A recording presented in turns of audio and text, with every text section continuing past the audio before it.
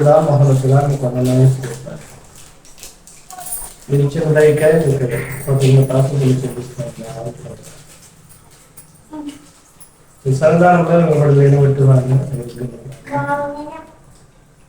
మీ ఆనంద చేత మీ కృప చేత ఈ దినాల్లో మా అందరికీ కావాల్సిన మాటలు మీరు అనుకుంటూ చేసి అవకాశం క్రీస్తు వర్గతున్న నామంలో ప్రార్థిస్తాను. చేరువచ్చిన మీ అందరికీ మన ప్రభువును రక్షకుడని తీసుకున్న తర్వాత నా శుభాల వర్ణాలు తెలియజేస్తున్నాను అనుకుంటున్నాను. దేవుని యొక్క పరిశుద్ధ గ్రంథంలో ఉన్న లేఖనాలను పాత నిబంధనలు ఎక్కువగా ప్రవక్తలు తారసపడుతుంటారు. వారి జీవితాల్లో జరిగిన అద్భుతాలు కానీ వారి జీవితాల్లో జరిగిన మేలు చూసినప్పుడు మనకు ఒక రకమైన ఆశ్చర్యాన్ని కలిగిస్తాం. అయితే ఆశ్చర్యాన్ని కలిగించిన అవన్నీ కూడా సాయిల్ సిమిలారిటీ అంటే సాయిల్ అనేవి యేసుక్రీస్తు వాళ్ళు కనపడతాయి. ప్రవక్తల యొక్క జీవితాల్లో జరిగినవి ఆ సాయిల్ అనేవి ఆ సిమిలారిటీ అనేవి యేసుక్రీస్తు వాళ్ళు కనపడుతుంటాయి. ఈరోజు ఒక ప్రవక్తల గురించి మనం ధ్యానం చేసుకుంటాం. రాజుల 2వ గ్రంథంలో కనబడుతున్న ప్రవక్త ఏలియా. ఏలియా జీవితంలో ఏలియా కడవరి స్థితిని జ్ఞాపకం చేస్తుంది. ఏలియా గారి యొక్క చివరి ప్రయాణాన్ని యేసుక్రీస్తు వారి యొక్క చివరి ప్రయాణాన్ని ఈరోజు ధ్యానం చేస్తుంది. ఏలియా యొక్క చివరి ప్రయాణాన్ని మనం చూస్తే కనుక ఏలియా ఆరోహణమవుతున్న దినాల్లో ఎలీషాని ఏం చేస్తాడంటే కనుక ఎన్నుకుంటాడు. ఎలీషాని పిలుస్తాడు. ఎలీషా ఏం చేస్తుంటాడంటే కనుక నాగలు దున్నుతుంటాడు. పొలంలో నాగలు దున్నుతాడు. వ్యవసాయం చేసే వ్యక్తి. అలా వ్యవసాయం చేసే వ్యక్తిని ఏలియాకు బదులుగా ఎలీషాని పిలుస్తాడు. అలా ఎలీషాని తీసుకున్న తర్వాత ఎలీషా ఏలియాకి ఆకర్షితుడై ఏలియా తర్వాత నేను శిష్యుడిగా ఉంటాను కాబట్టి ఏలియా ఏదైతే చేస్తున్నాడో అవన్నీ నేను జాగ్రత్తగా పట్టుకోవాలి, జాగ్రత్తగా నేను గ్రహించాలి అని ఏలియా ఎక్కడికి వెళితే అక్కడికి వెళ్ళడం అనేది ఎలీషా జీవితంలో కనబడుతుంది. ఏలియా ఎక్కడికి వెళితే అక్కడికి వెళ్తాం. ఏలియాని విడిచిపెట్టి ఉండడు. ఏలియాని విడిచిపెట్టి ఉండడు. ఏలియా చివరి ప్రయాణంలో కూడా చూడగలిగితే కనుక ఆ సందర్భాన్ని మనం చదువుతాం. 2వ అధ్యాయం రాజుల 2వ గ్రంథము 2వ అధ్యాయం మొదటి వచనం నుండి చూస్తే కనుక యెహోవా సుడిగాలి చేత ఏలియాను ఆకాశమునకు ఆరోహణము చేయబో కాలము ఎలీషా కూడి గిలాదు నుండి వెళ్ళుచుండగా ఏలియా యెహోవా నన్ను బేతేలుకు పొమ్మని సెలవిస్తున్నాడు కనుక నీవు దయచేసి ఇక్కడే ఉండమని ఎలీషాతో అనింది. ఎలీషా యెహోవా జీవము తోడు, నీ జీవము తోడు, నేను నిన్ను విడువనని చెప్పగా వారిద్దరూ బేతేలుకు ప్రయాణం చేసిరి. బేతేలులో ఉన్న ప్రవక్తల శిష్యులు ఎలీషా యొద్దకు వచ్చి నేడు యెహోవా నీ యొద్ద నుండి నీ గురువును పరములకు తీసుకొని పోవునని నీవు ఎరుగుదువా అని ఎలీషా అడుగుగా అతడు నేను ఎరుగుదును, మీరు ఊరకుండడని. పిమ్మట ఎలీషా యెహోవా నన్ను ఎరుకోకు పొమ్మని సెలవిస్తున్నాడు గనుక నీవు దయచేసి ఇక్కడే ఉండమని ఎలీషా త్వరగా అతడు యెహోవా జీవము తోడు, నీ జీవము తోడు, నేను నిన్ను విడువను గనుక వారిద్దరు ఎరుకోకు ప్రయాణం చేసేది. ఎరుకోలో ఉన్న ప్రవక్తలు శిష్యులు శిష్యులు ఎలీషా యొద్దకు వచ్చి, నేడు యెహోవా నీ యొద్ద నుండి నీ గురువును పాములకు తీసుకుని పోవునని నీవెరుగుదువా అని ఎలీషా అడగగా, అతడు నేను ఎరుగుదును, మీరు ఊరకుండుడని. అంతటా ఎలీషా, యెహోవా నన్ను యార్దానుకు పొమ్మని సెలవిస్తున్నాడు కనుక నీవు దయచేసి ఇక్కడే ఉండమని ఎలీషాతో అనగా, అతడు యెహోవా జీవము తోడు, నీ జీవము తోడు, నేను నిన్ను విడువను అని చెప్పాను కనుక వారిద్దరు ప్రయాణమై సాగి వెళ్ళిరి. ప్రవక్తల శిష్యులు 50 మంది దూరముగా నిలిచి కూర్చుండగా వారిద్దరు యార్దాను నదిలో నిలిచిరి. చాలు. ఇక్కడ చదివిన సందర్భానంతా మనం చూసుకుంటుంటే కనుక వాళ్ళిద్దరి యొక్క ఎడబాటు అనేది కనబడుతుంది. ఎలీషాను వదిలి ఉండట్లా, వెంబడిస్తూనే ఉన్నాడు. వాళ్ళిద్దరికి యార్దాను దగ్గరికి కూడా వెళ్ళారు. యార్దాను నది కూడా వాళ్ళకి ఎదురైంది. బేతోలు నుంచి యార్దానికి వెళ్ళడం అనేది మనకు కనబడుతుంది. ఇక్కడ వాళ్ళిద్దరి జీవితంలో కనబడుతున్న సందర్భాలని మనం చూస్తే కనుక యేసుక్రీస్తు వారిలో ఉన్న సిమిలారిటీని చూస్తే కనుక ఏలియా యేసుక్రీస్తు వారు. ఏలియా ఎక్కడికి వెళ్ళాలనుకున్నాడంటే కనుక ఈ లోకాన్ని విడిచి వెళ్ళిపోవాలి, లోకాన్ని వదిలి వెళ్ళిపోవాలి. ఇంకా ఏలియా ఏం చేశాడంటే కనుక భయపడ్డాడు. బయలు ప్రవక్తలను చంపించిన తర్వాత ఏలియా భయపడ్డాడు. యెజబెలు ఏం చేస్తాదో, యెజబెలు నన్ను చంపించామని ఒక ప్రకటన చేసిందని, ఆ ప్రకటనకి ఏలియా ఏం చేశాడంటే భయపడి ఎక్కడ ఉన్నాడు చూడండి, బల్లి వృక్షం కింద ఉన్నాడు. రాజుల మొదటి గ్రంథం 19వ అధ్యాయం.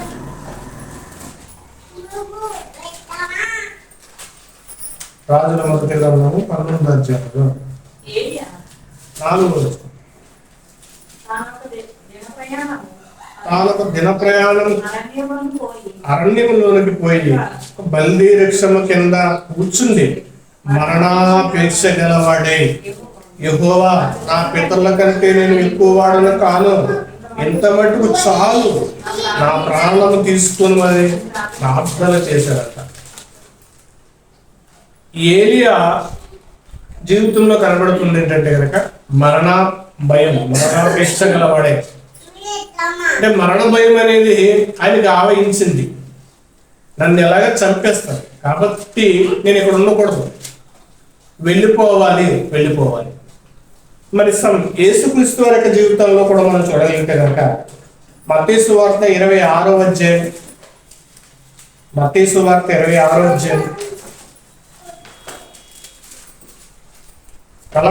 వచనం.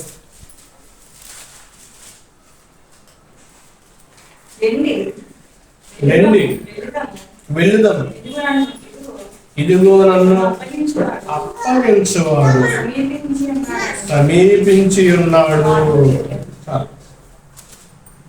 అక్కడ రాయబడుతున్నా లెండి వెళుదాం.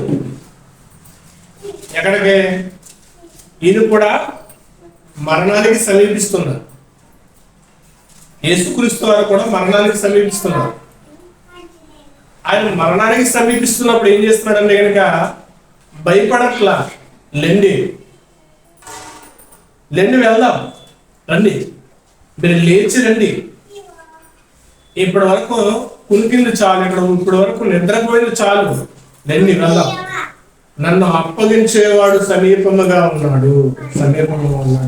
45వ వచనంలో కూడా అప్పుడు ఆయన తన శిష్యుల యొద్దకు వచ్చి, ఇక్కడ నిద్రపోయి అలసట తీర్చుకుని, ఇదిగో ఆ గడియ వచ్చి ఉన్నది, మనుష్య కుమారుడు పాపుల చేతికి అప్పగింపబడుతున్నాడు. ఏలియా మరణాపేక్ష గలవాడయ్యాడు. యేసుక్రీస్తు వారేమో కనుక మరణానికి సమీపించడానికి చూశారు. ఏలియా శిష్యుని చేర్చుకున్నాడు, శిష్యుని పిలిచాడు. యేసుక్రీస్తు వారు కూడా శిష్యుని పిలిచారు. యేసుక్రీస్తు వారు కూడా శిష్యుల్ని ఏర్పరచుకున్నారు. ఇంకా ఏలియాతో పాటు ఉన్నది ఎవరంటే కనుక ఎలీషా. యేసుక్రీస్తు వారితో తన మరణంలో జడిచినా భయపడినా ఆయన వెంబడించుకుంటూ దొంగచాటుగా చూస్తుంది ఎవరంటే కనుక పేతురు. పేతురు నిలబడ్డాడు. యేసుక్రీస్తు వారిని సిలువుకి అప్పగించిన లేదా అప్పగించింది యోధ అయినా నేను వెనగనని అబద్ధమాడిన పేతురు అక్కడక్కడ దొంగచాటుగా ఉండి ఆ సైనికులకు దూరంగా ఉండి వెంబడించింది ఎవరంటే కనుక పేతురు. కానీ ఇడవకుండా వెంబడించింది ఎవరంటే కనుక ఎలీషా. ఇడవకుండా అక్కడ ఎలీషా ఒట్టు పెట్టుకుంటాడు, యెహోవా జీవంతోడు నేను విడిచిపెట్టలేను. కానీ పేతురు ఏం చేస్తాడు? 3 సార్లు నన్ను ఎరగమని అబద్ధం. కానీ వెంబడించాడు, కానీ ఆయన ఎవరో నాకు తెలియదని పేతురు అబద్ధం అడ్డం కనబడతాడు. ఆయన ఎవరో నాకు తెలియదు, ఆయన తెలియదు, నేను చూడలేదు, నేను ఆయనతో లేను అని ముమ్మారు పేతురు అబద్ధం ఆడాడు. కానీ ఎలీషా మాత్రం ఏం చేస్తాడంటే కనుక ఇదిగో నీ చావు వరకైనా నేను నీ చావు దగ్గర దాకా నేను వస్తా, నీతోనే వస్తా, నువ్వు నన్ను విడదీయద్దు, నీ చావు దగ్గర దాకా వస్తా. ఇది ఎలీషా ప్రయాణం. పేతురు ప్రయాణం ఏంటంటే కనుక ఇదిగో ఆయన వెంబడించుకుంటూ చూస్తూ అక్కడక్కడ ఆగుతూ వెళ్ళారు. ఇక్కడ యేసుక్రీస్తు వారు లేదా ఏలియాను ఎలీషా వెంబడిస్తున్నప్పుడు ఏం జరుగుతుందంటే కనుక ఒక విషయం అనేది మనకి ఇక్కడ రాయబడిన విషయంలో మనం చూస్తే రాయబడిన విషయంలో 11వ వచనం నుండి చూస్తే కనుక అక్కడ రాయబడుతుంది. వారు వెళ్ళుచుండగా మాట్లాడుతుండగా ఇదిగో అగ్నిరథములు అగ్ని గుర్రములు కనబడి వీరిద్దరిని వేరు చేశారు. అప్పుడు ఏలియా సుడిగాలి చేత ఆకాశమునకు ఆరోహణమయ్యను.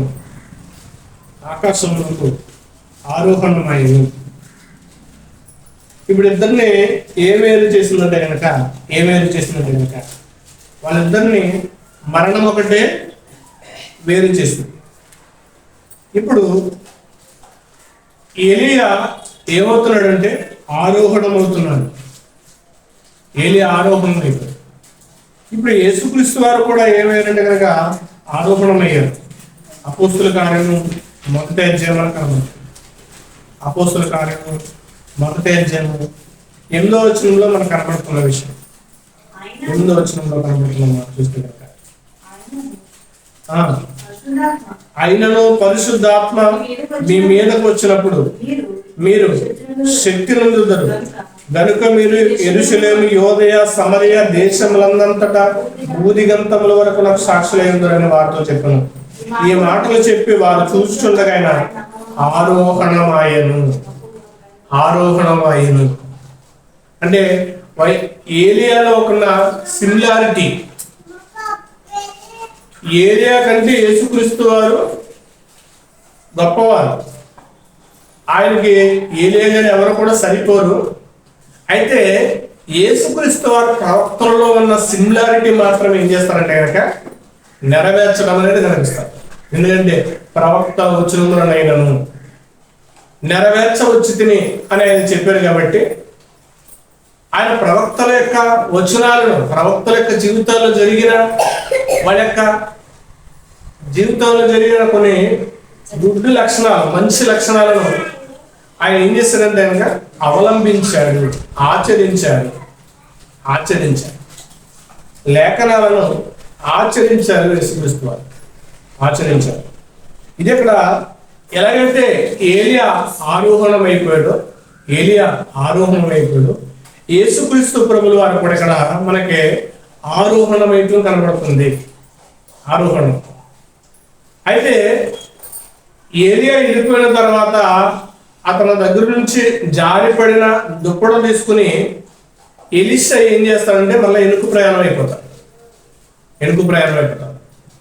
ఎరుకు ప్రయాణం అయినప్పుడు మరలా వారికి ఆయనకి ఎరుకు ఎదురొచ్చినప్పుడు ఆ దుప్పటనే 2 చీలికలుగా చీల్చి కొట్టినప్పుడు మరలా అది నీళ్లను దారిచ్చినట్టుగా మనకి అక్కడ కనబడుతుంది ఆజ్యం. ఇప్పుడు ఏలియా వెళ్ళగానే ఎలీషా ఆయన కోసం ఎదురు చూశాడు. నా తండ్రి, ఇశ్రాయేలు గుర్రములు రౌతులు, నా తండ్రి నన్ను విడిచి వెళ్ళిపోయావని ఏలియా అక్కడ ఏడవడం అనేది కనిపిస్తుంది. ఏడవడం అనేది. ఇప్పుడు యేసుక్రీస్తు వారు వెళ్ళిపోయిన తర్వాత శిష్యులకు చెప్పిన సంగతులు ఏంటంటే కనుక, ఇదిగో నేను వెళుతున్నాను కానీ మిమ్మల్ని అనాథులుగా విడిచిపెట్టను. ఏం చేస్తానంటే కనుక యోహాను సువార్త 16వ అధ్యాయం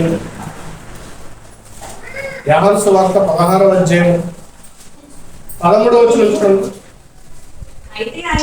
అయితే ఆయన అనగా సత్యస్వరూపేణ ఆత్మ వచ్చినప్పుడు మీరు మిమ్మల్ని సర్వసత్యములోనికి నడిపించదను. ఆయన వెళ్ళేటప్పుడు ఎలీషాకి ఒక దుప్పటను వదిలి వెళ్ళాడు. ఆ దుప్పట చేత ఆయన ఆ యార్దాను నదిని పాయలుగా చేశాడు. యార్దాను నది ఎలియా వెళ్ళిపోయేటప్పుడు అతని చేతుల్లోకి వచ్చింది ఏంటంటే దుప్పటి. మరి యేసుక్రీస్తు వారు ఆరోహణమైన తర్వాత శిష్యులకు వచ్చింది ఏంటంటే కనుక ఇదిగో పరిశుద్ధాత్మ. శిష్యులకే కాదు మనకి కూడా ఆయన ఆరోహణమైనది ఎందుకంటే కనుక పరిశుద్ధాత్మని మనతో ఉంచడానికి, పరిశుద్ధాత్మని మనకి పంపడానికి, పరిశుద్ధాత్మ యొక్క శక్తిని బట్టి మనం ఏం చేయాలంటే కనుక జీవించడానికి. పరిశుద్ధాత్ముడు ఎందుకంటే కనుక పాపము నుండి ఒప్పింప చేస్తూ, పాపం వైపుకు వెళ్ళనివ్వకుండా, ఇదిగో పాపానికి దూరంగా బ్రతికే జాగ్రత్తలు, భద్రత కల్పించడానికి పరిశుద్ధాత్మ. అందుకే వాళ్ళు యేసుక్రీస్తు వారు ఎల్లగానే ఏం చేస్తారంటే కనుక ఇదిగో పెంతెకొస్తు దినాన్న ఒక మేడ గదిలోనికి వెళ్ళి కూర్చుని ఏం చేస్తారంటే వాళ్ళు ప్రార్థన చేశారు. మేడ గదిలో కూర్చుని ఎందుకు ప్రార్థించారంటే కనుక, ఎందుకోసం ప్రార్థించారంటే కనుక యేసుక్రీస్తు వారు చెప్పారు కదా, ఇదిగో పరిశుద్ధాత్ముడు మమ్మల్ని మాతో ఉండాలి. ఇప్పుడు యేసుక్రీస్తు వారు వెళ్ళిపోయారు కాబట్టి వాళ్ళకి ఆయన వెళ్ళిపోయాడు కాబట్టి ఆ వెళ్ళిపోయిన ఆ భయం వాళ్ళ ఉండకూడదంటే కనుక పరిశుద్ధాత్ముడు వాళ్ళ దగ్గరికి రావాలి. ఇప్పుడు ఏలియా వెళ్ళిపోయాడు, ఎలీషా ఒంటరిగా ఉన్నాడు. ఇప్పుడు ఎలీషా ఏమంటాడంటే కనుక నీ ఆత్మలో 2 పాలు నాకు దయచేయాలి. ఇప్పుడు దేవుడు మనకి ఏమి ఇచ్చాడంటే కనుక కొలత లేని ఆత్మను అనుగ్రహింపచేశాడు. కొలత లేని ఆత్మను మీకు అనుగ్రహిస్తున్నాను. ఎలీషా అయితే కనుక నాకు 2 పాళ్ళు దయచేయి. అంటే నీ ఎంత ఆత్మ నాకు అవసరం లే కానీ 2 పాళ్ళు దయచేయి అనే విధానంగా ఆయన మాట్లాడినట్టు జరుగుతుంది. కానీ యేసుక్రీస్తు వారు అయితే మనకి ఏం చేశారంటే కనుక కొలత లేని ఆత్మలు ఇచ్చాడు. అంటే ఇంత మాత్రమే మీకు ఇస్తానలా, ఇంత మాత్రం చాలని కాదు, కొలత లేని ఆత్మ. కానీ ఆ ఆత్మను ఎవరు కూడా ఏం చేయట్లేదండి కనుక పట్టించుకోవట్లేదు. ఆ ఆత్మను పట్టించుకోవాలి.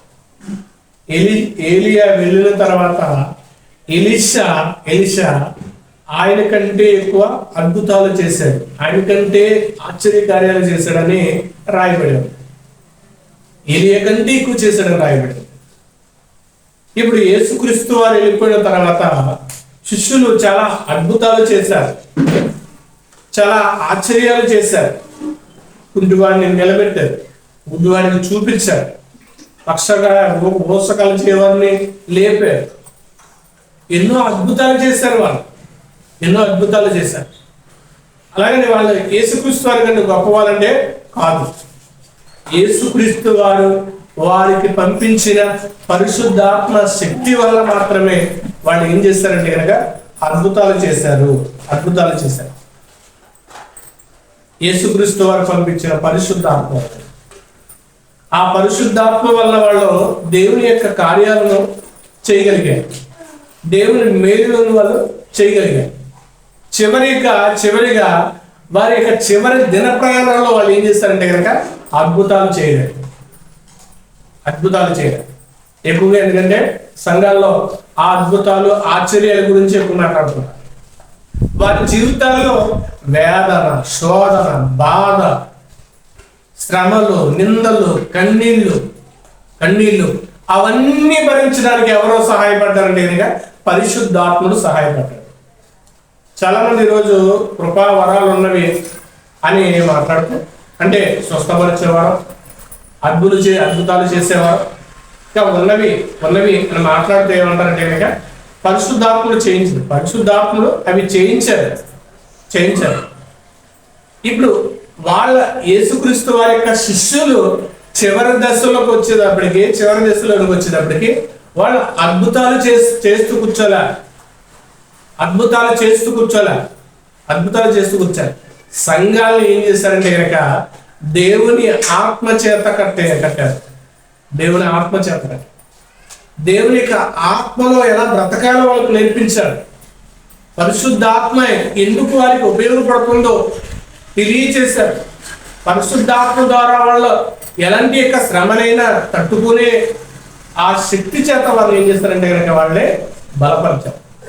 పరిశుద్ధాత్మల ద్వారా వాళ్ళు చేసినది స్వస్థతలు, అద్భుతాలే కాకుండా శ్రమలను సహించే శక్తిని కూడా వాళ్ళు పరిశుద్ధాత్మ చేత వాళ్ళు పొందుతున్నారు.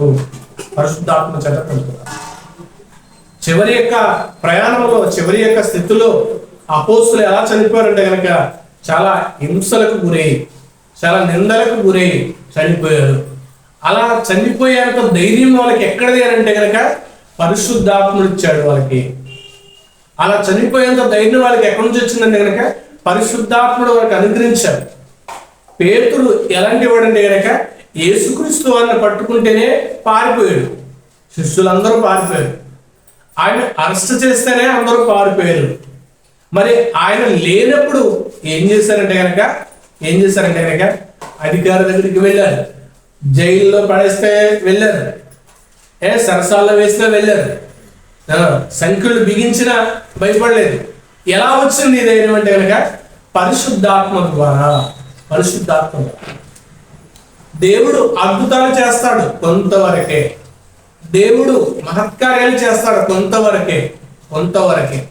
కానీ దేవుడు మనకి చేయాల్సింది ఏంటంటే కనుక మనలను శ్రమలో ఎంత కాలమైనా మనం నడిపించాలి. శ్రమలో నడిపించడానికి పరిశుద్ధాత్ముడు సహాయపడతాడు. సహాయం కావాలి. శ్రమలో నడిపించడానికి పరిశుద్ధాత్మ యొక్క సహాయము అందరికీ కావాలి. అందుకోసము పరిశుద్ధాత్ముడు వారికి అవసరం. అంత భయపడిన వాళ్ళే చావుకి ఏం చేశారంటే వాళ్ళు ఎదురెళ్తున్నారంటే కనుక అలా భయపడి పారిపోయిన వాళ్ళ వల్ల చావుకు ఎదురెళ్తున్నారు. రాజులకు ఎదురెళ్ళారు. ఇదిగో అధికారులు బోధించొద్దన్నా కానీ వారు ఏం చేశారంటే కనుక నిలబడి బోధించారు. మళ్ళా వాళ్ళని వదిలేసిన తర్వాత మళ్ళా ఇంకో చోటకు వెళ్ళి ప్రకటించారు. ఏంటి అంటే కనుక ఇదిగో యేసుక్రీస్తు వారు వెళ్ళిన తర్వాత పంపించిన తర్వాత వచ్చిన పరిశుద్ధాత్మ ద్వారా. ఇంకా అపవాది ఆత్మ కూడా ఉంది. అపవాది ఆత్మ ఏం చేస్తుందంటే దురాత్మ క్రియలు అనేది చేస్తారు. యేసుక్రీస్తు వారు వెళ్ళిన తర్వాత పంపబడిన పరిశుద్ధాత్మ ఈరోజు క్రైస్తవులకి అవసరం. ఆ పరిశుద్ధాత్మ అవసరం. ఇంకా ఏలియా వెళ్ళిపోయాడు కానీ మరలా రాలేదు. ఏలియా జీవితంలో కనబడుతుంది ఏంటంటే కనుక ఏలియా వెళ్ళిపోయాడు, మళ్ళా తిరిగి రావడానికి ఆయనకి చాయిస్ లేదు. కానీ యేసుక్రీస్తు వారు మరలా రామేయుడు, ఆయన మరలా వస్తాడు. ఆయన వచ్చే ఛాన్స్ ఉంది. ఆయన వచ్చి క్రైస్తవ సమాజంలో ఆయన కొరకు యథార్థంగా బ్రతుకుతున్న వాళ్ళని తీసుకువెళ్ళడానికి మాత్రమైనా రావాలి. యథార్థంగా బ్రతుకుతున్న వాళ్ళని తీసుకువెళ్ళడానికి మాత్రమే యేసుక్రీస్తు వారు వస్తారు. యేసుక్రీస్తు వారు వస్తారు. ఆయన కొరకు అనేక బాధలు అనుభవిస్తున్న వారిని తీసుకువెళ్ళడానికి మాత్రమే రావడానికైనా చాయిస్ ఉంది, అవకాశం ఉంది. వస్తున్నారు, ఆయన రావడానికి ఇష్టపడుతున్నారు. ఈ మధ్యకాలంలో ఎక్కువగా కరువులు, భూకంపాలు, సునామీలు ఎక్కువగా వస్తుంది. మొన్న ఒక 10 రోజుల క్రితం కూడా వైజాగ్ దగ్గర స్వల్ప భూకంపం వచ్చింది. విదేశాల్లో ఇంకా చూస్తే కనుక రోజు 2 రోజులకు ఒకసారైనా సరే భూకంపాలు వస్తూనే ఉన్నాయి. ఒక పక్క ఆర్థిక వ్యవస్థ అనేది కూడా దెబ్బతినేస్తుంది. కరువులు. ఈ మధ్యకాలంలో ఎక్కువగా నేరేడు పండు గురించి మాట్లాడతారు. ఎక్కువగా నేరేడు పళ్ళు ఈ సంవత్సరం బాగా ఎక్కువ కాస్తుంది. అవి ఎక్కువ కాయడం వల్ల వచ్చే ప్రకృతి వల్ల వచ్చే పెను ప్రమాదం ఏంటంటే కనుక నేరేడు పళ్ళు ఎక్కువ కాయడం వల్ల కరువు అనేది రావచ్చు అని ఏం చెప్తున్నారు. ఏమో ఆ నేరేడు పండు వల్ల కరువు వస్తుందో లేదో కానీ యేసుక్రీస్తు అనే చెప్పారు. కరువులు, భూకంపాలు, జనం మీదకి జనం లేస్తారు, యుద్ధాలు జరుగుతాయి. ఇవన్నీ యేసుక్రీస్తు వారి యొక్క రాకడకు సూచనలు. ఆయన వస్తున్నాడు అనడానికి సిమిలారిటీస్. ఇవే ఛాయలు. ఆయన వస్తున్నాడు అనడానికి ఆనవాళ్ళు. ఆయన వస్తున్నాడని తెలియజేసే గుర్తులు ఇవే. మరి ఆయన వస్తున్నాడు అనడానికి గుర్తులు ఉన్నప్పుడు మరి వెళ్ళడానికి మన యొక్క నిర్ణయాలు ఇవి. వెళ్ళడానికి ఆయనతో వెళ్ళడానికి సిద్ధపాటు ఏది? మనం ఆయనతో వెళ్ళిపోవడానికి మన జీవితంలో భక్తి ఏది? ఆయన వస్తున్నాడు అనడానికి ఎన్నో చేస్తున్నాడు. ఆయన ఉన్నాడు అనడానికి రుజువులు చూపించడానికి ఎన్నో అద్భుతాలు చేశాడు, ఎన్నో చేసుకుంటూ చూపించాడు. ఆయన రావడానికి కూడా ఏం చేస్తున్నాడు? మళ్ళా గుర్తులు చూపించాడు.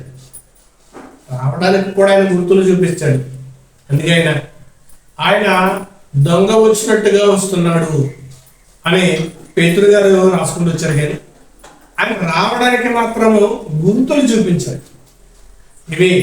ఈ గుర్తులు ఈ సమయంలో నేను వస్తాను. కాబట్టి ఈరోజు ఆయన చెప్పినట్టుగానే అనేకులలో ప్రేమ చల్లారిపోతుంది. అనేకులలో భక్తి అనేది కనబడట్లేదు.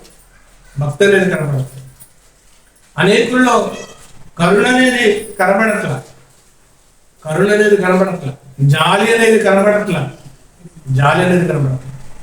మనుషులు ఎలా ఉంటున్నారంటే కనుక మిషన్లా మారిపోతున్నారు.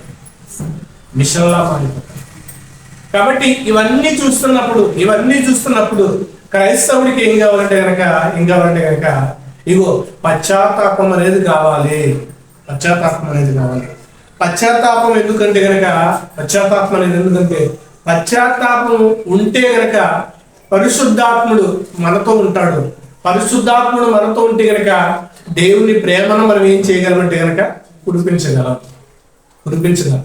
దేవుని ప్రేమను కురిపించగలం. శ్రమలు, బాధలు ఏవైనా సరే మనం ఏం చేయగలం అంటే కనుక తట్టుకోగలం. శ్రమలను తట్టుకోగలం. ఎప్పుడంటే కనుక పరిశుద్ధాత్ముడు వచ్చినప్పుడు. పరిశుద్ధాత్ముడు మనకు దూరంగా వెళితే గనక మనకేమి బాధ తెలియదు, ఇబ్బంది తెలియదు. మనకి ఏది కూడా ఏమనిపిస్తుంది అంటే కనుక బాధ అనిపించదు. దేవుని దగ్గరికి రాకపోయినా బాధ అనిపించదు.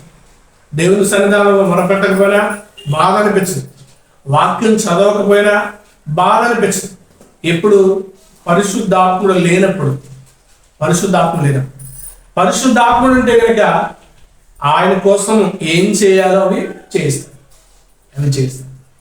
ఒక భర్త లేని యొక్క భార్య భర్తకి ఏం చేసి పెడుతుంది? భర్త లేదు కదా, ఏం చేసి పెడుతుంది? ఏమీ చేసి పెట్టదు. ఎలా ఉంటుంది? తన ఇష్టానుసారంగా జీవిస్తుంది, తనకు నచ్చినట్టుగా ఉంటుంది. అయితే భర్త ఉన్న భార్య ఏం చేస్తుందంటే భర్తకి ఏం కావాలో అవి చేసి పెడతాడు. ఏమి తింటాడు, ఏమి వండి పెట్టాలో, ఏమి ఆయనకి పనులు చేసి పెట్టాలో, బట్టలు ఉతకాలో, ఇంట్లో కావాల్సినవి ఏం చేయాలో చేసి పెడతాడు. పరిశుద్ధాత్ముడు ఉన్నప్పుడు కూడా మనం ఆయనకి ఏం చేయాలో అవి చేస్తాం. ఆయనకి మనం ఏం చేయాలో, ఎలా జీవించాలో, ఎలా బ్రతకాలో నేర్పించేది కూడా ఏంటంటే కనుక పరిశుద్ధాత్ముడు.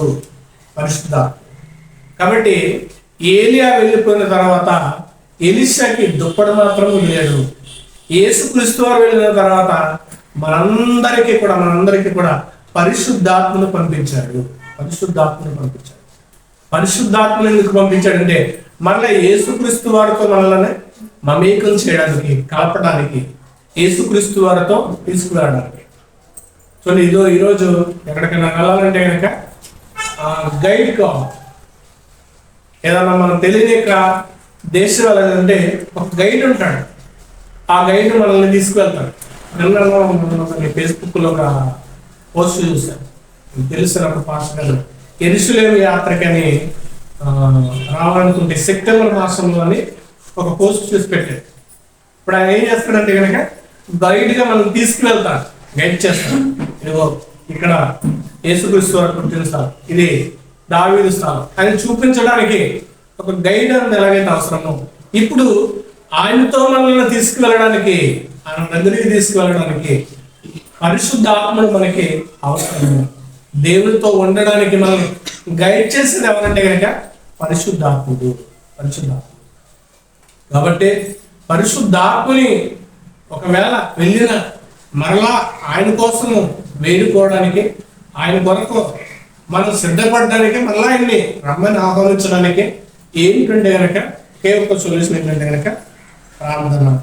మనం ఈ యొక్క చివరి దినాల్లో, ఈ యొక్క కడవరి దినాలలో మనం చేయాల్సింది ఏంటంటే కనుక ప్రార్థన. అలా మనం ప్రార్థన చేసినప్పుడు పరిశుద్ధాత్ముడు మన దగ్గరికి వచ్చి ఉండడానికి ఇష్టపడతాం. ప్రార్థన చేయనప్పుడు పరిశుద్ధాత్ముడు మన దగ్గరికి రావడానికి కూడా ఇష్టపడతాం. కాబట్టి మనం దేవునితో దగ్గర అవ్వడానికి, దేవునికి మమేకం అవ్వడానికి, దేవునితో మనం నిత్యము జీవించడానికి మనం పరిశుద్ధాత్ముని యొక్క సహాయంతోనే మనం ఏ బాధ అయినా, కష్టమైనా, శ్రమైనా అనుభవించాలంటే కనుక పరిశుద్ధాత్ముడు అవసరమైనది. ఈ కడవరి దినాల్లో ఆయన చేరుకోవడానికి మన మానవ ప్రయత్నం చేస్తే కనుక మనం సాధ్యం చేయలేం. ఎందుకంటే మనం పోరాడాల్సింది అపవాదితో కాబట్టి దాని యొక్క శక్తి మన యొక్క శక్తి సరిపోదు. కాబట్టి మనం అపవాదిని అంటే లోకాన్ని ఎదిరించి లోకం యొక్క ఆలోచనలు, లోకం యొక్క కోరికలను, లోకం యొక్క ఆశలను జయించాలంటే కనుక ఆశలనే అపవాది. కాబట్టి వాటిని జయించాలంటే కనుక మన శక్తి చాలదు. కాబట్టి పరిశుద్ధాత్మ యొక్క శక్తి కావాలి, పరిశుద్ధాత్మ యొక్క అవసరత మనకి కావాలి, పరిశుద్ధాత్మ యొక్క అవసరత మనకి కావాలి. ఆయనతోనే లోకాన్ని జయించగలము, లోక ఆశలు జయించగలము, లోకంలో దేనినైనా జయించాలంటే కనుక పరిశుద్ధాత్ముడు అవసరం. కాబట్టి ఆ పరిశుద్ధాత్మ యొక్క రాక కొరకు, ఆ పరిశుద్ధాత్మని యొక్క రాక కొరకు ఆయన రావడానికి మనం సంసిద్ధులుగా ఉండాలని కోరుకుంటున్నాను. అటు రీతిగా మీరందరూ కూడా ఈ యొక్క చివరి దినాలను పరిశుద్ధాత్మని యొక్క నడిపింపుతో, పరిశుద్ధాత్మని యొక్క ఆలోచనతో నడిచేవారు. ఆయనతో మనం జీవించేవారిని ఉండితేనే కానీ ఆయన చేరుకోలేం. కాబట్టి ఆ రీతిగా ఉండాలని కోరుకుంటూ నా మాట పంపిస్తున్నాను. ప్రార్థన చేసుకుంటాను. పరిశుద్ధుడా, మహోన్నతుడా, ఏలియా జీవితంలో ఉన్న సాయిల్, ఏలియా జీవితంలో ఉన్న ఆ సిమిలారిటీ అయినా మా కొరకు మీరు భూమి మీదకి వచ్చి అది చేసి చూపించారు. ఏలియా వెళ్ళిన తర్వాత ఎలీషా అనేక అద్భుతాలు చేశారు. అలాగే ఎలీషా కూడా ఆయన మరణకరమైన రోగంతో పీడితుడై మరణించాడు. అంత పరిశుద్ధాత్మ, అంత ఆత్మ వరమున్నా కదా రోగి పీడితుడై మరణించాడు. అలా సహించడానికి నేను మీ పరిశుద్ధాత్మ మాకు కావాలి. మీరు ఈ పరమునకు వెళ్ళక ముందు నేను శిష్యులు ఎలాగైతే పారిపోయారు, ఆ రీతిగానే మాలో కూడా నేను లోకానికి దగ్గరగా చేరిపోయేవాళ్ళ గురించి దూరంగా పారిపోయే జీవితాన్ని కనబడుతున్నాయి. మీ ఆత్మ ఉంటే తండ్రి, మీ పరిశుద్ధాత్మ ఉంటేనైనా మేము ఈ లోకాన్ని జీవించగలం, మీకు దగ్గరగా బ్రతకగలం, మీతో జీవించగలుగుతాం. కాబట్టి మీ ఆత్మలో కనుగొప్ప చేయండి. మా పాపంలో, మా అపరాధంలో, మా దోషంలో క్షమించి కలిగి మిమ్మల్ని శుద్ధులు చేసి దాన్ని మిమ్మల్ని చేరడానికి కడవర దినాల్లో జరుగుతున్న చూసులను బట్టి అన్నింటినీ చూసి నేను మీ కొరకు ఉన్నతంగా బ్రతకడానికి మీ ఆత్మను అనుగ్రహం చేయడం. లోకంతో జీవించడం తండ్రి మాకు సాధ్యం కాదు తండ్రి. లోకంతో బ్రతకడం మనకు సాధ్యం కాదు. నేను లోకంలోనైనా మమ్మల్ని అనేకమైనవి ఆకర్షిస్తాయి, లాగుతూ ఉంటాయి. కాబట్టి నేను వాటికి దూరంగా ఉండాలంటే మాకు పరిశుద్ధాత్మ అవసరం. పరిశుద్ధాత్మతో మమ్మల్ని నడిపించండి, పరిశుద్ధాత్మతో మమ్మల్ని జీవింపచేయండి, పరిశుద్ధాత్మతో మమ్మల్ని బలపరచండి, పరిశుద్ధాత్మతో మమ్మల్ని లోకంలో పడకుండా మేము తండ్రి మీ యొక్క అడుగుజాడలో నడుచుకుని భాగ్యాన్ని, శక్తిని మాకు అనుగ్రహించండి. మీ సహాయం చేయండి. మీ ప్రేమగా బలపరచండి. క్రీస్తు వారి మహోన్నతులు ప్రార్థించండి.